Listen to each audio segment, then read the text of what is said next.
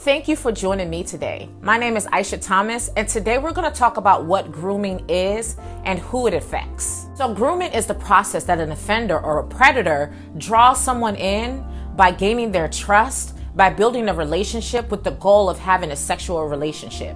Also know that these same grooming tactics are ways that these offenders can lure our young girls and our youth in so they can take them into human trafficking. Grooming is the procedures that an offender would go through to make the intended victim more compliant, to get the individual, the child, to go along with it, or at least not protest, not run away, not fight, not resist. And so grooming is all those procedures to make the child pliable, so to speak. Grooming is literally to prepare or train someone for a particular purpose.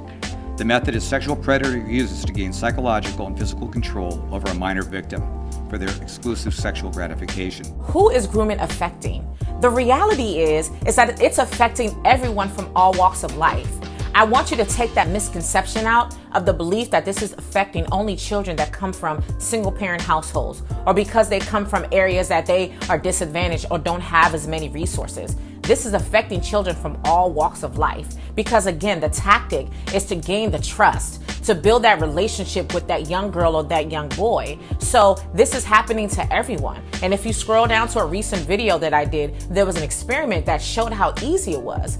All this young man had to do was disguise himself to be a teenager, and he lured girls in as young as 12 years old. And like that, they could have been taken away. And you see that this is affecting one parent household, even household with both parents. So there is a misconception that this can only affect children from single parent households. According to the Fatherhood Initiative, there are statistics that do show that this does affect children that come from single parent households because they are more likely to fall into poverty, they're more likely to drop out of high school, and they are more likely to be affected by abuse. However, children that come from middle-class homes can also be affected. I was groomed as a child.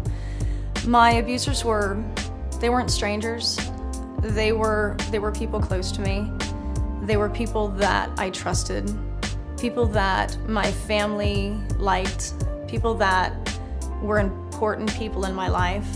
They were close to me. And they can also be taken advantage of because, again, the predator is going and they're gaining that trust. They're building that relationship and they're hiding behind a lot of social media screens, and some of them don't even hide. They're building those relationships, and I will detail those further and talk about what tactics they're using to lure your children in and take advantage of. So join me tomorrow on episode 2 where I actually talk about the first step in this process, targeting their victim.